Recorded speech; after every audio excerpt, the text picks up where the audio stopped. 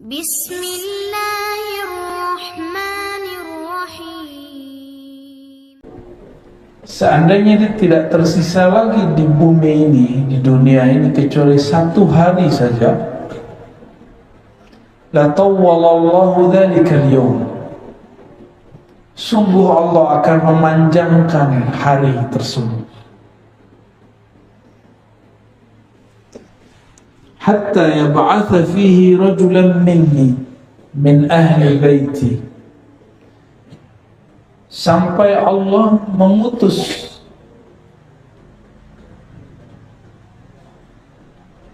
pada hari tersebut rajulan minni, seseorang laki-laki, minni, dariku. Dalam riwayat ini ditambahkan min ahli baiti, dari ahlu baitku. Apa arti ahlu bait? Keluarga Rasulullah sallallahu alaihi wasallam. Ahlu bait itu yang inti. Jadi ada ahlu bait secara umum, istri-istri Nabi, begitu juga Bani Hashim. Tapi ada ahlu bait yang khas, anak-anak Rasulullah, mantu-mantunya, dan cucu-cucunya. Maka dalam hal ini yang termasuk di dalamnya adalah Utsman, Ali. Terkhusus untuk Sayyidina Ali, karena dari beliaulah bersambung nanti zuriat Rasulullah SAW dari jalur Fatimah. Ya, ini kekhususan bahwa Nabi tidak punya anak laki-laki, maka anaknya dari jalur perempuan. Sayyidina Ali punya anak Hasan Hussein, dan Nabi SAW sangat mencintai mereka. Jadi ahlu bait yang khas disebut Nabi siapa? Khadijah, Fatimah, Hasan, Hussein, dan Ali. Ini yang disebut ahlul bait.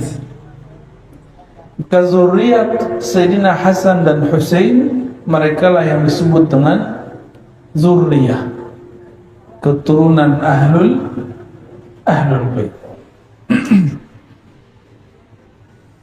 Ini secara harfiah. Oleh karena itu,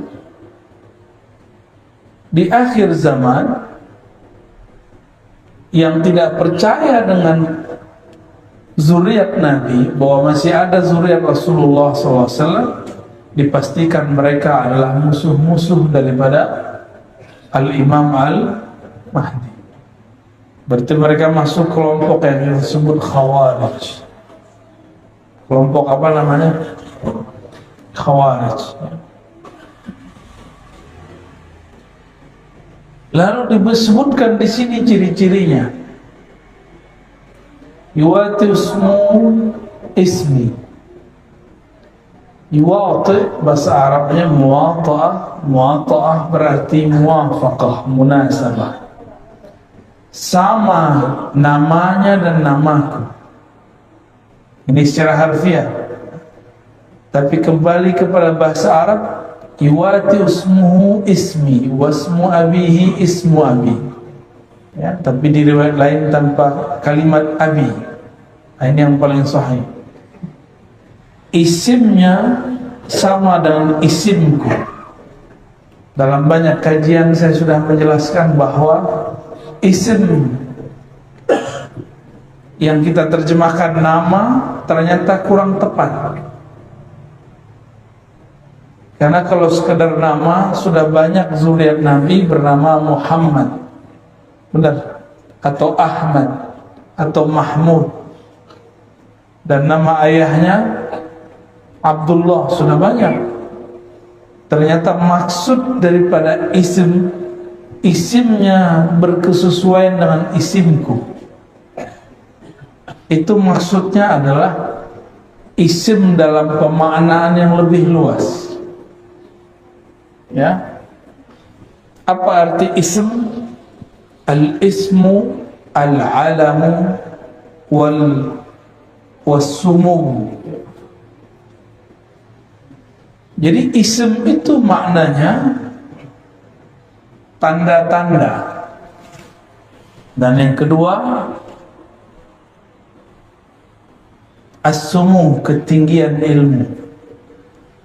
Jadi apapun tanda-tanda yang ada pada diri Rasulullah SAW, maka akan ada pada Al-Imam Al-Mahdi. Nah sekarang nih Mahdi-Mahdi palsu lagi nyocok-nyocokin tanda-tanda dia. Ya. Tapi mereka salah paham, dikira itu tanda-tanda fisik. Ya, karena di hadis berikutnya disebutkan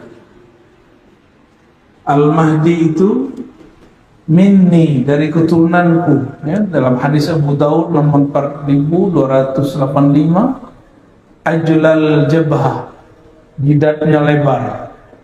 Ini yang jidatnya lebar mulai GR nih ya. Jidatnya sempit, wah kayaknya bukan saya nih. Ada orang datang jidatnya lebar ke saya,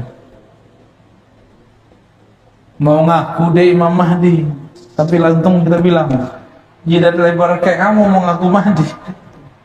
Ya, ngacak dulu ya. Jidat lebar itu bukan berarti semua orang yang punya jidat lebar berarti ada bakat jadi Imam Mahdi. Ya, itu orang stres mungkin ya. Aqnal anf, hidungnya mancung sedikit agak bengkok, atau bentoknya bagaimana. Tapi ini juga salah satu makna. Tapi ingat, ini itu setelah Imam Mahdi diislah, ada namanya islah. Jadi Imam Mahdi itu dalam hadis yuslihuhullahu fi lailah, akan Allah islah dia, perbaiki dia dalam satu malam. Berarti kalau sekarang Imam Mahdi ada, itu masih Allah tutup. Kalau dia diislah, islah itu diperbaiki, dicocokkan. Berarti sekarang belum terlihat cocok. Berarti sekarang belum matching lahir batinnya, sehingga orang bingung, ini masa ini Imam Mahdi. Tapi karena kajian-kajian akhir zaman ini berdasarkan cocok logi yang parah, banyaklah orang-orang yang jidatnya lebar, hidungnya agak mancung dikit, terus GR. Sepertinya saya lah Al-Mahdi. Ditambah pandemi datang, tambah stres, ya. Dan tidak satu dua yang ngaku kepada saya bahwa dirinya Al-Mahdi. Al-Mahdi itu bukan pencirian fisik. Maka kembali kepada hadis yang tadi,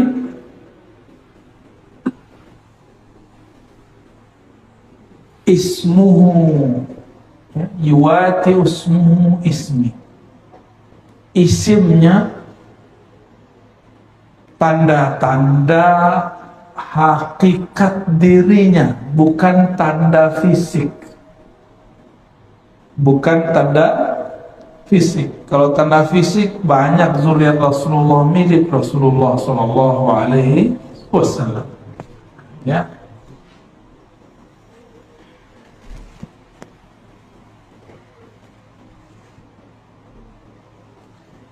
Lalu apalagi artinya as-sumu, ketinggian derajat. Ketinggian apa? Derajat atau ketinggian ilmu. Ketinggian apa? Ketinggian ilmu. ilmunya Al-Mahdi tingginya bukan berarti karena hafalannya banyak, karena sekolahnya tinggi. Enggak. Nabi itu ummi, maka Al-Mahdi itu mirip-mirip ummi, tapi bukan berarti ummi dalam pengertian ahli sejarah. Ummi itu ada makna lainnya, induk, ibu, keibuan. Induk berarti sumber, itu disebut ummi. Coba Nabi Muhammad lahirnya di tengah kota atau di pedesaan?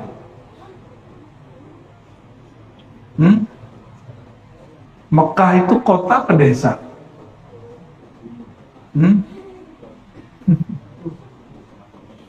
Desa apa kota tuh Mekah itu? Berarti nggak paham ya selama ini Mekah itu apa ya? Bayangin desa gitu ya, itu nggak ngerti sejarah itu. Nih kita kasih tahu, di tanah padang pasir yang dibutuhkan apa? Air. Maka di mana ada air itu menjadi pusat peradaban, jadi kota besar. Di padang pasir di Hijaz, di mana pusat air? Di Mekah. Berkah kaki Sayyidina Ismail, maka keluarlah air. Ada orang safar, mereka minta air. Ada yang tidak pindah-pindah, terjadilah perkawinan, terjadilah perdagangan, terjadilah turun-temurun terus, dan sampai pada masa Sayyidina Muhammad SAW lahir beliau, itu Mekah sudah jadi kota besar, bukan kampung kan? Bukan kampung, itu Ummul Qura. Disebut apa? Induknya semua desa-desa, itulah yang disebut kota. Kota besar itu, di mana ada air. Nah, itu pertama. Yang kedua, di mana ada tempat suci. Di Jazirah Arab tempat sucinya di mana? Ya di Mekah itu. Maka berkumpullah di situ dua hal yang hebat. Pertama air Zam-Zam, yang kedua itu tempat suci. Jadi itu kota besar, Pak, jangan dibayangin kota kecil. Karena ini kota besar, maka sulit untuk mengetahui siapakah sosok Nabi akhir zaman. Disitulah Allah keluarkan Nabi Muhammad SAW. Jadi Imam Al-Mahdi itu nanti keluarnya di mana? Di kota besar, bukan di Balikpapan atau di desa kecil. Kotanya ibu kota besar, sehingga orang nggak kira. Kota besarnya nggak tahu nih kota yang mana ya. Apakah di negeri kita atau negeri yang lain? Kan banyak kota besar, benar nggak? Banyak kota besar. Nah, kita tidak punya kewajiban mengetahui kota yang mana. Tapi kewajiban kita mengetahui ciri-ciri rohaninya. Adapun ciri fisiknya setelah Allah islah dirinya, baru terlihat. Hidungnya mancung, ya, jidatnya lebar. Nah itu nanti Pak ya, dioperasi dulu ya.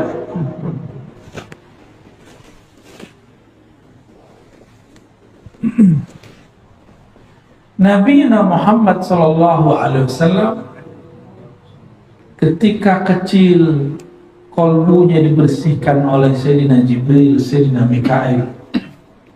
Maka Al-Imam Al-Mahdi itu kecilnya pasti dibersihkan juga oleh Allah. Bukan mimpi. keadaan jaga.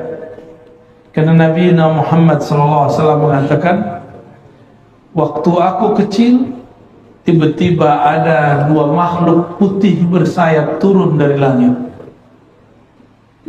mengeluarkan isi jantungku, lalu membersihkan dua noda hitam di dalamnya.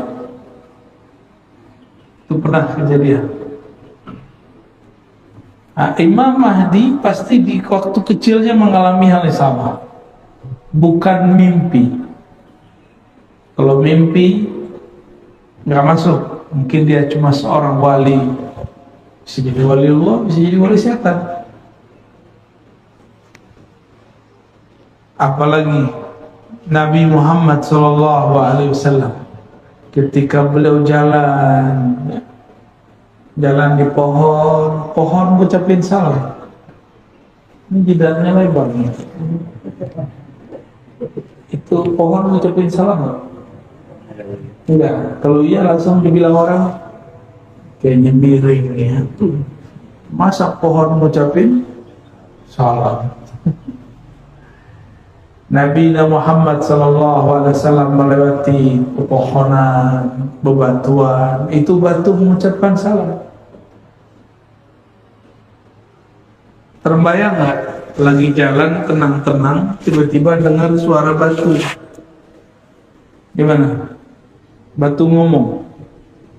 Kabur atau tetap situ? Mana?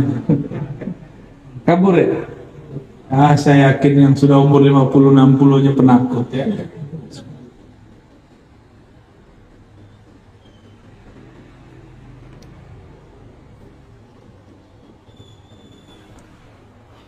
Saya kira yang penakut itu anak kecil. Ternyata orang gede lebih penakut dari anak kecil. Dulu kita waktu kecil diizinkan Allah, beberapa anak kecil tuh diizinkan Allah tuh ngelihat alam-alam lain. Biasanya kalau diperlihatkan malah penasaran, apa nih ya. Kalau sudah jadi aki-aki malah kabur ya.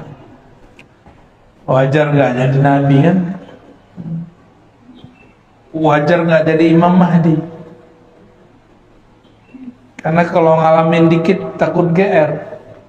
Kawan saya baru mimpi ketemu Rasul, girangnya bukan main.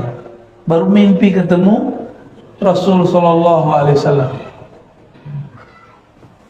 Ibunya Rasulullah hampir tiap malam ketemu malaikat atau ruh para nabi. Hampir tiap malam. Udah gak kaget, udah gak norak, kira-kira begitu. Tapi kawan kita baru sekali mimpi Rasul, cerita kemana-mana ya, girang. Itu baru dikasih satu mimpi. Mimpi itu adalah wahyu-wahyu yang tersisa. Mimpi yang saleh, mimpi yang bagus, ar-ru'ya as-salihah, itu adalah busyra, kabar gembira yang masih tersisa di akhir zaman. Bentuk lain daripada wahyu-wahyu yang tersisa, disebut ilham atau mimpi yang baik. Maka Al-Mahdi itu tidurnya adalah perjalanan rohani. Bisa jadi dia diperjalankan ke masa lalu, bisa jadi dia diperjalankan ke masa depan. Ya.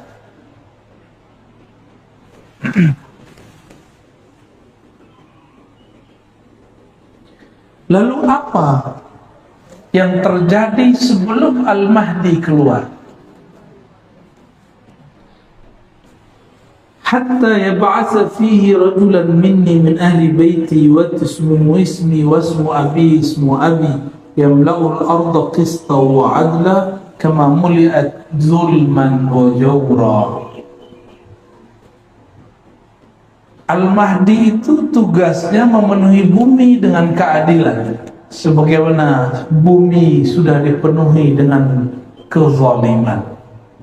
Berarti ciri-ciri turunnya Al-Mahdi, bukan turunnya, khuruj, munculnya Al-Mahdi nanti, imam akhir zaman itu, kalau bumi sudah dipenuhi oleh ketidakadilan. Ini bukan tidak adil versi ahli politik ya. Tidak adil secara umum global. Karena lafaznya bukan Indonesia, bukan Saudi, bukan Malaysia, bukan Singapura. Lafaznya al-ardu, bumi. Sebagaimana bumi dipenuhi dengan kezaliman, maka dia akan datang membawa keadilan. Maka hemat kami, tidak ada kezaliman yang lebih besar selama ini melainkan pandemi yang disebarluaskan. Ada nggak negara yang nggak kena pandemi? Lubang semut aja kena, Pak. Di awal-awal pandemi itu yang kenakan Depok,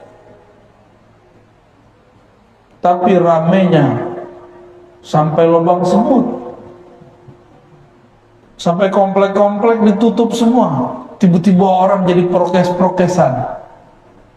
Yang kena di Depok, yang rame orang Balikpapan, tutup semua. Benar nggak?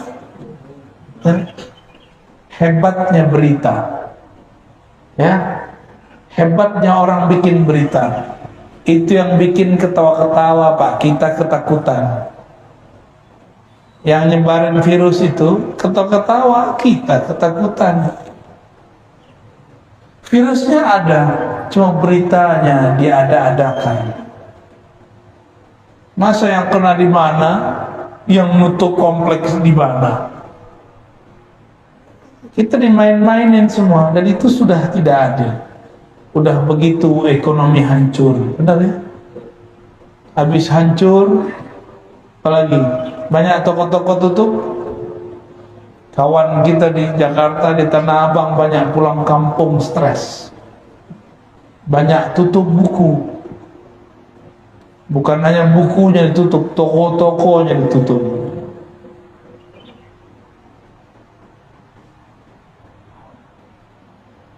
Ternyata Nabi sudah pernah mengabarkan dulu, di akhir zaman pasar-pasar di mana-mana tapi sepi. Maka sekarang depan komplek sudah ada toko-toko, udah kayak pasar, tapi sepi. Maksudnya apa? Orang nggak belanja lewat pasar. Nabi kan nggak mungkin bilang nanti di akhir zaman ada Tokopedia, ada Lazada, ada Shopee. Kullu bid'atin dolalah. Gak mungkin Nabi bicara dengan lafaz-lafaz begitu. Tapi Nabi kan diperjalankan ke masa depan, ke masa kita. Dan Nabi lihat orang-orang menggunakan handphone. Tapi kan gak mungkin Nabi bilang nanti ada benda kecil dipencet-pencet. Gak mungkin Nabi ngomong begitu ya. Nabi ngomong dengan bahasa para sahabat.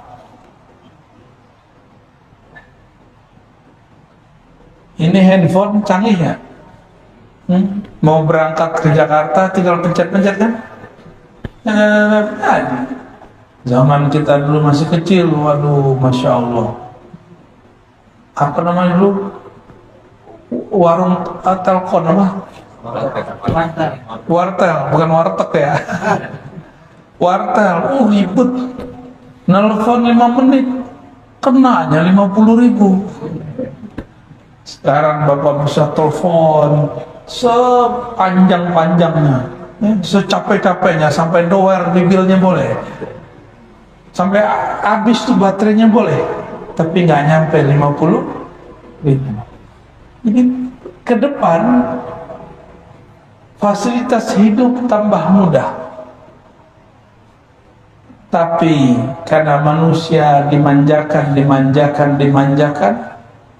maka perasaan dia susah sedikit terasa susah sekali.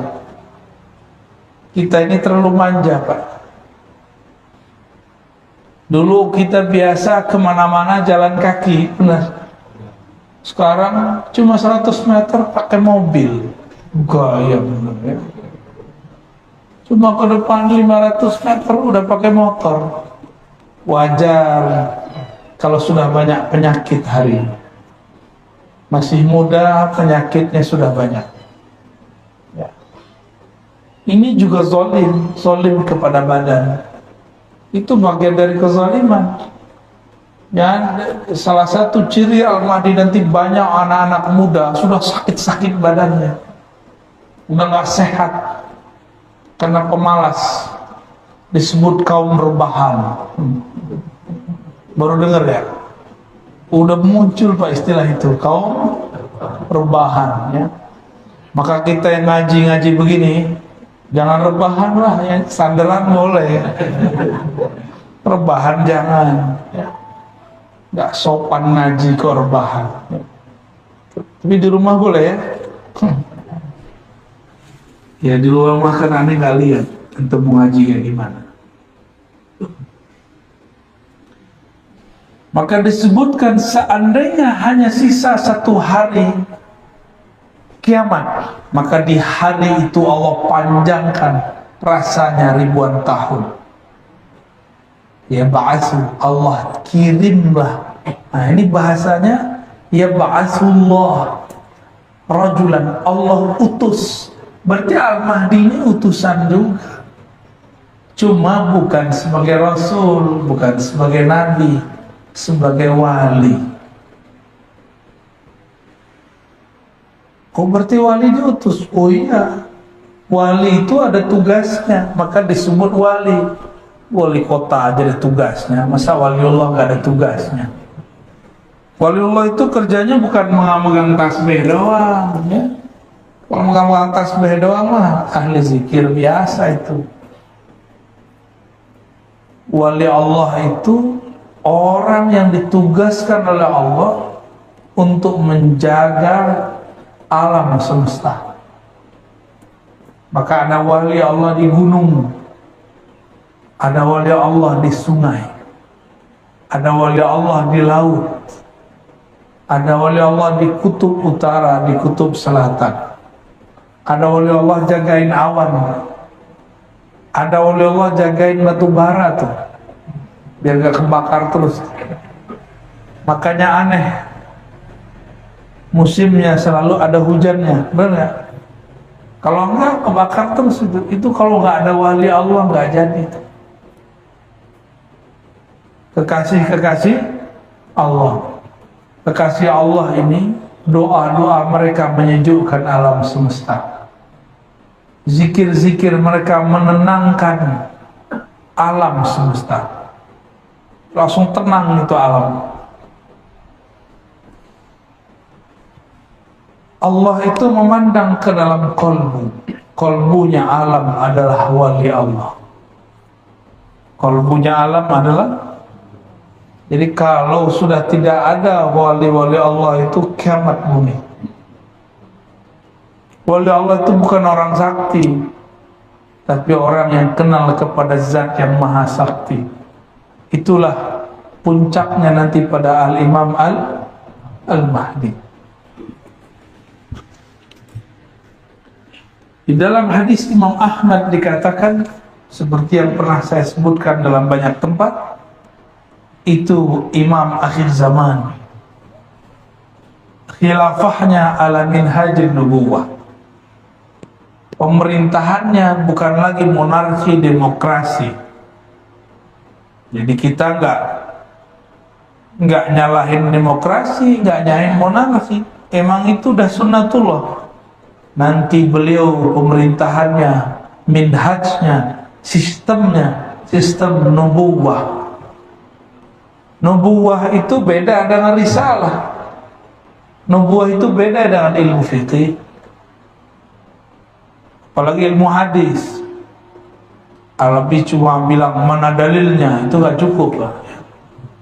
Nubuwah itu ilmu yang Allah turunkan, yang Allah simpan di dalam kolbu kekasih-kekasihnya. Itu disebut dengan nubuwah.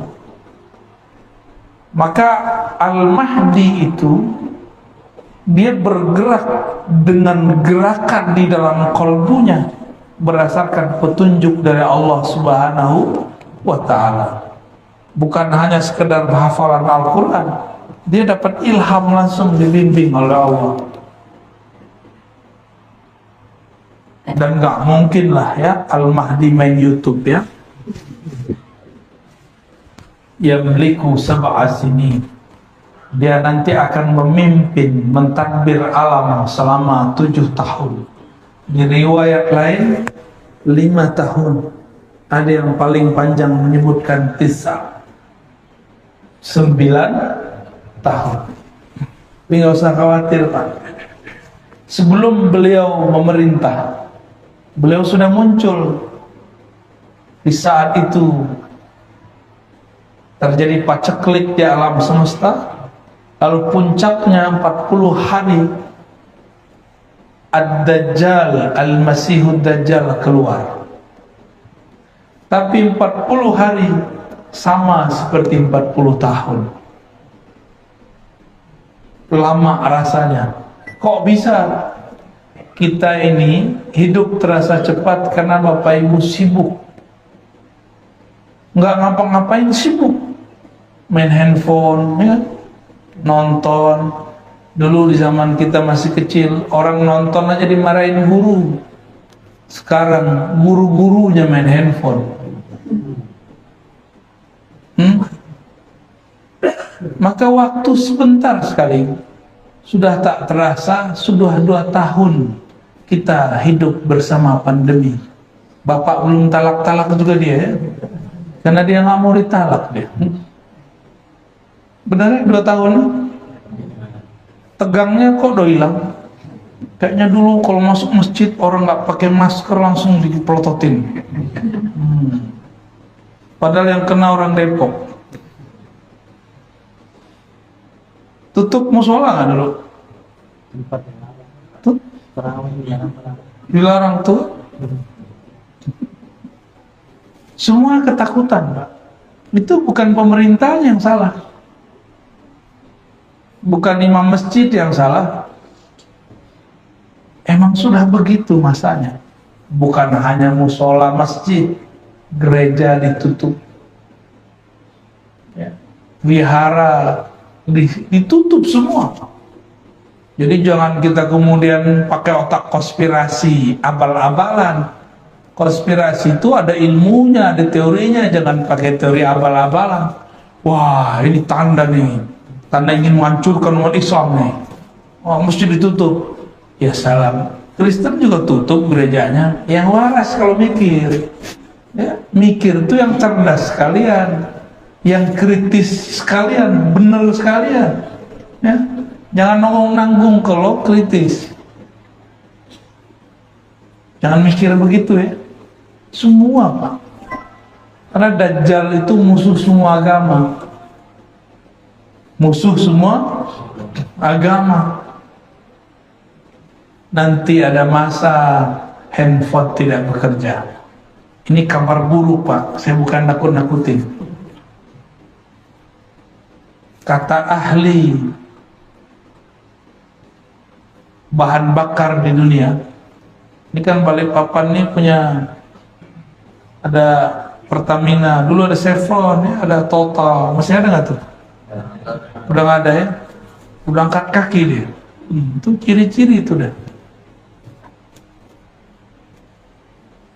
Nanti 2030 kata mereka, mobil-mobil kita yang pakai bensin, pakai solar, nanti nggak bisa lagi, kehabisan energi. Jadi mumpung masih bisa beli mobil bensin, Pak, beli nggak sekarang? Nggak jauh juga ya. Maksud saya sederhana. Ilmu tentang akhir zaman itu beda ahli, beda ibarat, beda istilah. Kita menyebutkan di akhir zaman semua kembali manual, gitu. Ya. Tapi dalam bahasa orang-orang ekonom, bahasa-bahasa orang-orang ahli bahan bakar segala macam, nanti 2030 orang mesti beralih kepada listrik. Saya nggak yakin juga. Tunggu Pak 2030, ya. Bapak mau nunggu nggak? Ya, mobil-mobil katanya yang bensin apa nggak ada lagi. Ini sudah kabar, berarti ada kesepakatan antara ahli agama dan orang-orang yang di luar ahli agama, cuma beda istilah. Kita nyebutnya apa tadi? Nanti serba manual.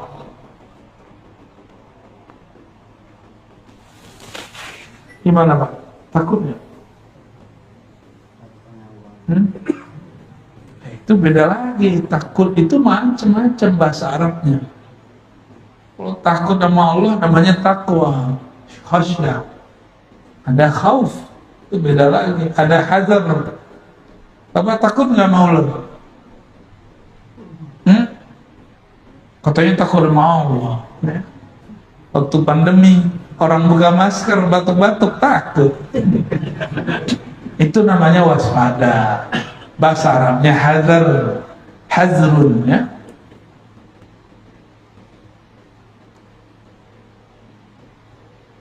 Yang jomblo segera nikah lah. Yang amin dia mau kawin lagi Pak ya.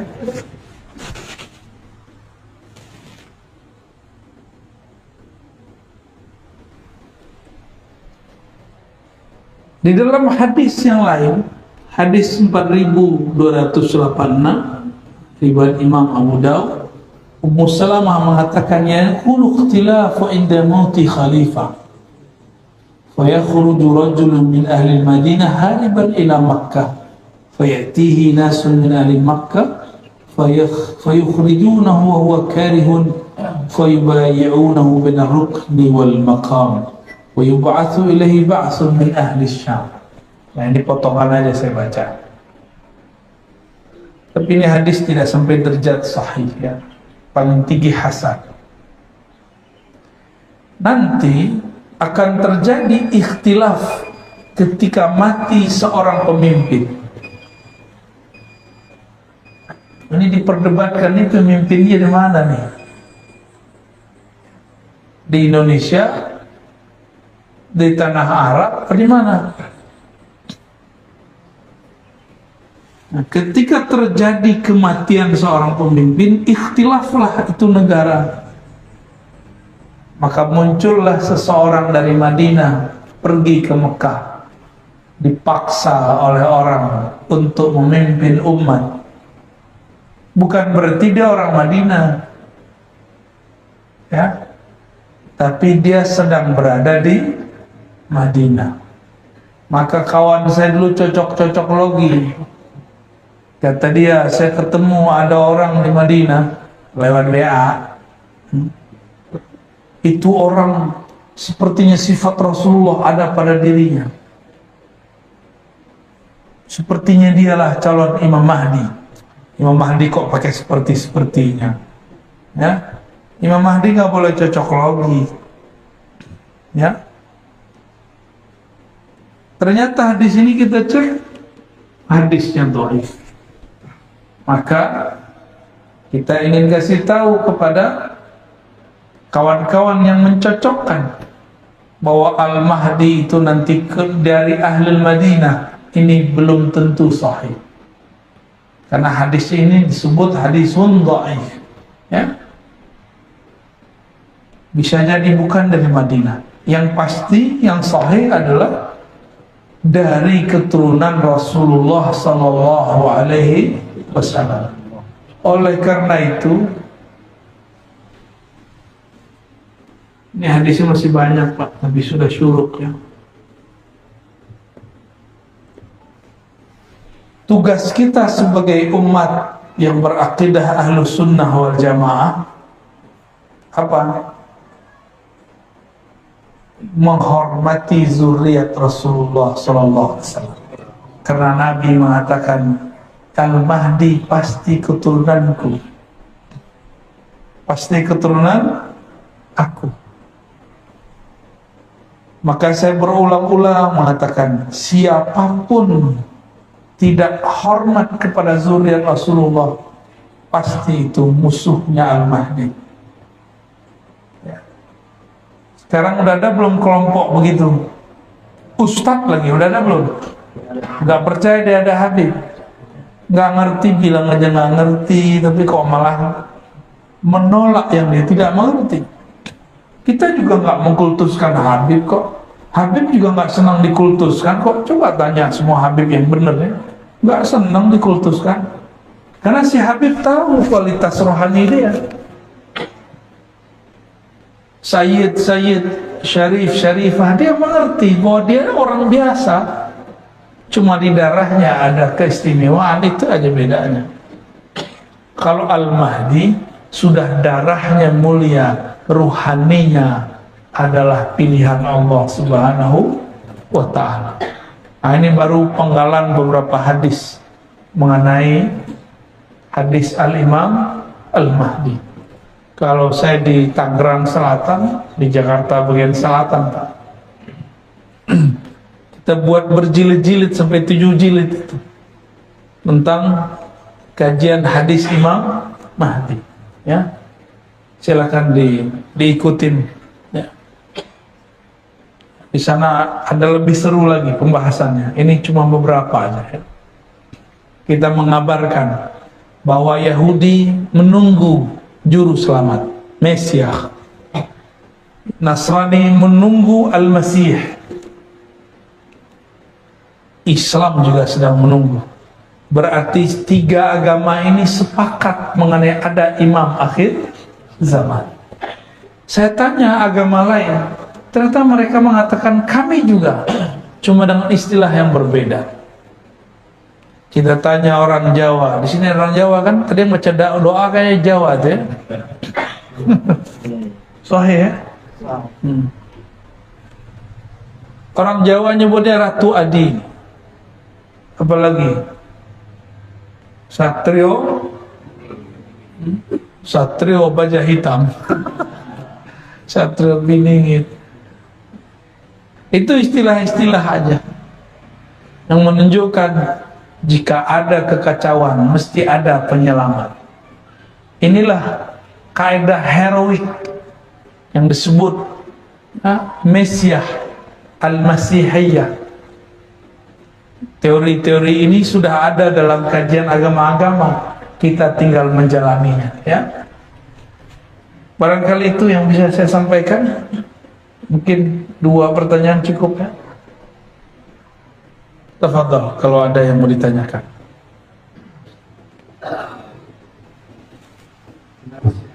Bagi jemaah yang bertanya, cukup 2 pertanyaan aja. Bagi jemaah yang bertanya, silakan berdiri langsung bertanya.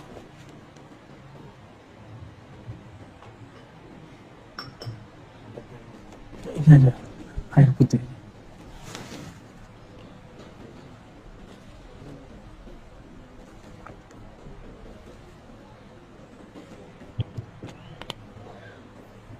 Assalamualaikum warahmatullahi wabarakatuh. Semoga Buya selalu mendapatkan kesehatan dan keafiatan. Amin. Mohon izin Buya bertanya. Yang pertama terkait tentang makna Al-Mahdi itu sendiri ya Buya. Jadi apa yang dimaknai dari gelar Al-Mahdi itu? Dan yang kedua, hadis Nabi SAW, menolani fil manam fasayarani fil yaqdah. Apa makna yaqdah itu sendiri? Terima kasih. Assalamualaikum warahmatullahi wabarakatuh. Baik. Begini baru nanya, langsung nanya, nggak muter-muter ya. Ada yang nanya curhat dulu.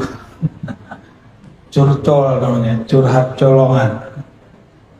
Ada juga yang numpang ceramah juga ada. Ya, syukuran, bagus pertanyaannya. Ada sebuah hadis yang sahih menyebutkan man ra'ani fil manam fasayarani yaqzah.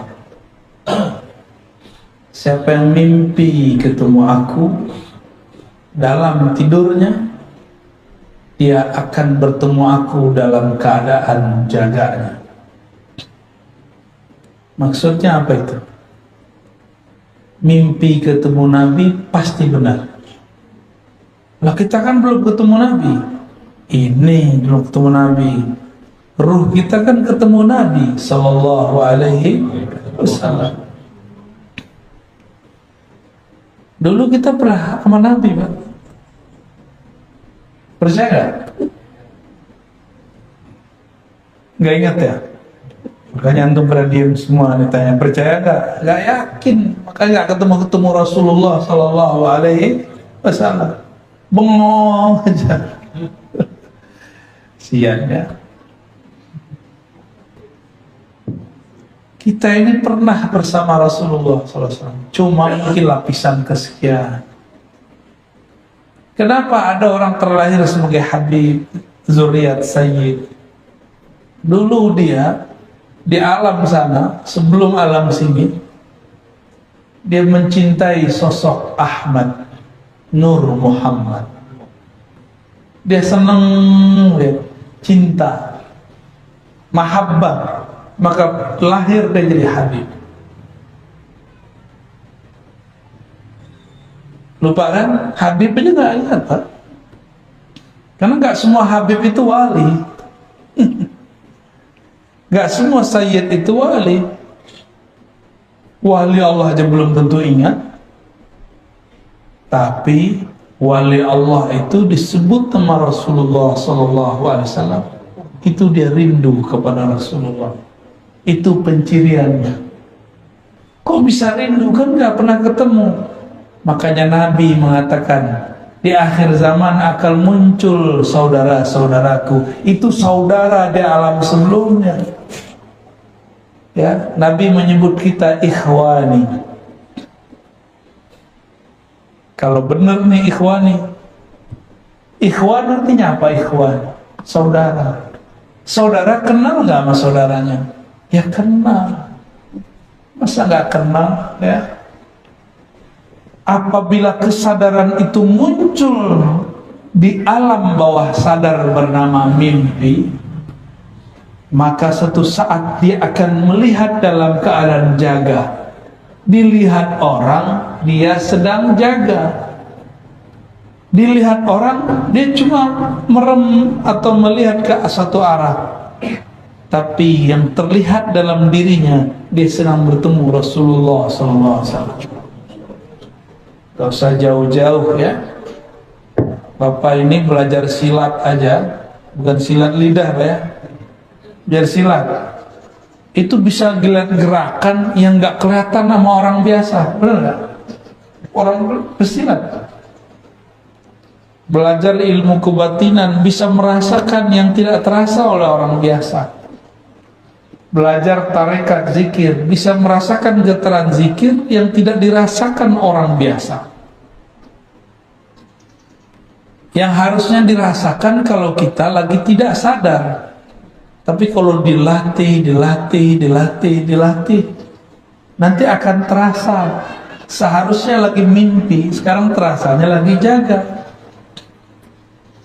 Saya mau tanya, Rasulullah itu sekarang dengan ruhnya atau dengan jasadnya? Ruhnya. Makanya dimaksud siapa yang melihatku dalam mimpi, nanti ruhnya akan melihatku dalam keadaan dia sedang jaga. Jaga yaqzah itu artinya kesadaran ruhani tingkat tinggi. Nanti akan sampai kalau ada orang-orang yang sudah cinta Rasulullah SAW. Maka belajar, kita ini lagi belajar mencintai Rasulullah SAW. Kita bermaulid itu belajar cintai Nabi. Mereka katakan kepada orang anti maulid, kami sedang belajar mencintai Nabi Muhammad SAW. Mereka bilang, enggak begitu caranya. Tapi dengan apa? Mereka buat pengajian. Kajian yang disebut kajian sunnah. Ya sama aja ya, kan kita juga menyebut sunnah. Cuma beda-beda istilah aja. Kok dia disebut sunnah, kita nggak disebut sunnah? Kan sama-sama baca hadis Nabi Sallallahu Alaihi Wasallam. Bapak Ibu sahabat bukan Allah, itulah lebih kurang maknanya. Siapa yang mimpi ketemu aku, melihat di alam bawah sadarnya, berarti dia akan melihat aku dalam keadaan sadar. Orang ahli psikologi paham, mimpi itu adalah memori terdalam. Berarti pemahamannya sudah masuk. ke dalam alam bawah sadarnya. Bapak ini kan lagi sadar nih. Ini lagi sadar namanya. Sadar itu otaknya cuma 10%, Pak. Tapi alam bawah sadar 45 tambah 45 90 sama 100 sama 10. Berarti masih ada 90 lagi bagian otak kita yang bisa menyimpan memori tentang Rasulullah Sallallahu Alaihi Wasallam. Kalau sudah terbawa mimpi, nunggu ketemu jaga. Ya, saya jamin. Tapi harus berguru biar tidak halum, ya. Biar enggak ngayal-ngayal. Biar enggak ngaku-ngaku baru ketemu Nabi udah ngerasa Mahdi aja, udah ngerasa wali, belum tentu. Orang kafir mimpi ketemu Nabi bisa tambah kafir. Bisa tambah kafir. Maka ketemu Rasulullah belum tentu tanda baik. Abu Lahab ketemu Nabi nggak? Bukan mimpi, jaga. Mukmin atau kafir? Kafir. Abu Jahal ketemu, mukmin atau kafir? Abdullah bin Ubay ketemu, munafik atau mukmin? Munafik. Jadi tidak semua orang semasa dengan zaman Rasul Sallallahu Alaihi Wasallam itu benar, ya. Maka nggak usah berkata ngomong gini, coba kalau saya hidup di zaman sahabat, coba kalau saya hidup di zaman Nabi, saya yakin bapak ibu stres, kan nggak bisa punya handphone, nggak bisa main Facebook, nggak bisa YouTuber, nggak bisa ngaji lagi rebahan, nggak bisa makan. Dulu susah pak benar makan. Dulu bentar-bentar kawin, bentar-bentar perang. Ada orang mau menyentuh istrinya malam ini, nggak jadi. Tiba-tiba ada seruan perang, nggak jadi menyentuh istrinya. Ada yang sudah menyentuh istrinya belum sempat mandi, langsung ada pengumuman perang langsung. Sekarang cuma perang mulut doang sama bini ya. Perang mulut buat tetangga ya, salah. Kurang kerjaan ya. Terakhir, ada lagi pertanyaan? Cukup? Silahkan dipilih tuh di belakang ada perempuan. Ya. Boleh? Yang di belakang perempuan. Ya.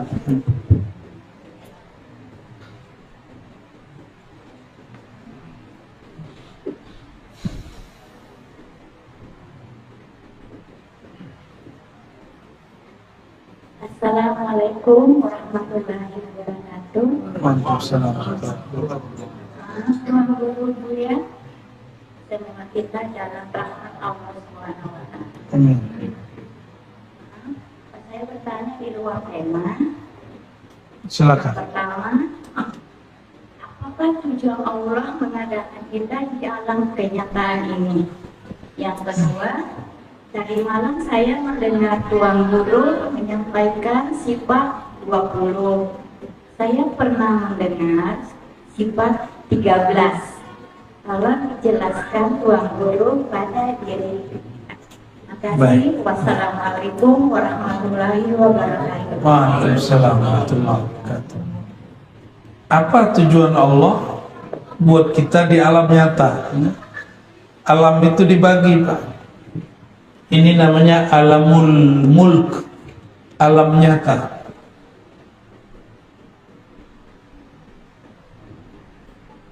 Di samping kita ada alam lain, namanya alam malakut, alam malaikat. Di atasnya lagi ada satu alam namanya Jabarut, alam kerajaan ma'rifat, para nabi, para wali. Jadi lebih tinggi nabi wali daripada malaikat secara alam. Lalu apa tujuan Allah jadikan kita di alam mulk bukan di alam malakut? Manusia itu dipilih oleh Allah, inni ja'ilun fil ardi khalifah. Allah bertujuan menjadikan kita sebagai pentadbir alam, yang mengurusi alam semesta, terutama bumi. Inni ja'ilun fil ardi khalifah. Ini kalimatnya dalam surah Al-Baqarah. Sungguh aku hendak menjadikan di muka bumi khalifah. Apa arti khalifah? Pengganti yang tadinya sudah ada mengurus bumi, sekarang digantikan oleh manusia. Berarti sebelum manusia sudah ada makhluk lain. Ternyata dulu jin disebut Banul Jan, keturunan Jan, itu sudah pernah mengurus bumi.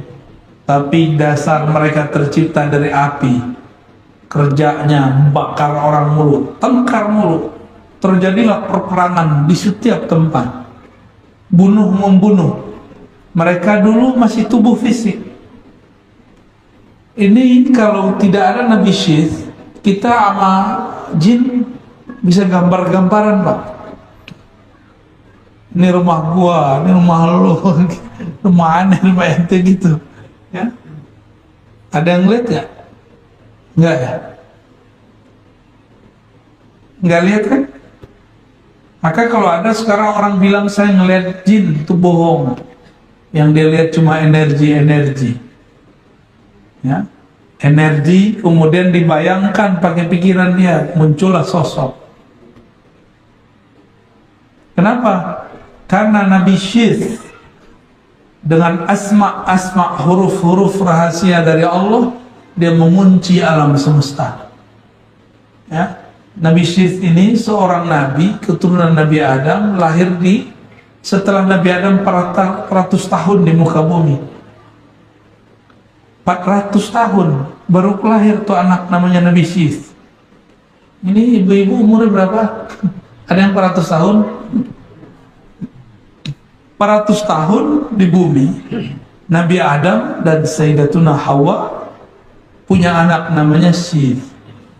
Dia punya misi berputar di alam semesta untuk menutupi antara alam jasad manusia dengan alam jin. Kalau enggak, kita ini kaget-kaget. Ada yang ngeliat jin di genteng, ya kan? Lagi naik motor kayak mau ketabrak, minum-minum, udah nggak enak banget. Nah, kita bersyukur kepada Allah, Allah tutup itu. Kalau Allah sudah tutup, jangan minta dibuka. Pembukaan mata batin, ya salam. Itu bukan mata batin, ya. Itu pembukaan alam yang merepotkan, Pak. Sempit kalau alam ini kalau kelihatan begitu. Bapak tahu nggak? Kalau di rumah kita, di rumah yang muslim, itu jin muslim itu ada di genteng-genteng itu, di atap-atap itu, di dapur-dapur deh itu. Ya, kalau yang nggak jorok dikit di WC, coba tiap kali masuk WC ada dia, kan repot, Pak. Nggak jadi ya. Malu kita kan, repot, benar-benar repot. Jadi tujuan Allah sebenarnya tidak perlu punya tujuan, tapi Allah bermaksud untuk mengajari kita. Jadi Allah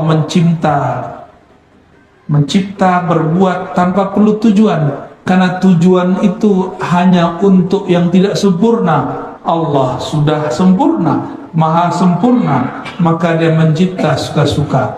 Jadi tujuan itu untuk kita, bukan untuk Allah. Linabluwakum ayyukum ahsanu amala. Ketika kita mengurus bumi ini, kita diuji manakah yang terbaik karyanya. Nablu itu artinya bala, bala artinya ujian. Kita semua lagi diuji. Dikasih pandemi, sabar gak? Dikasih duit, syukur gak? Dikasih sehat, maukah beramal? Dikasih sakit, apakah dia kemudian muhasabah? Ya? Malam tadi saya mau menyebut sifat 20.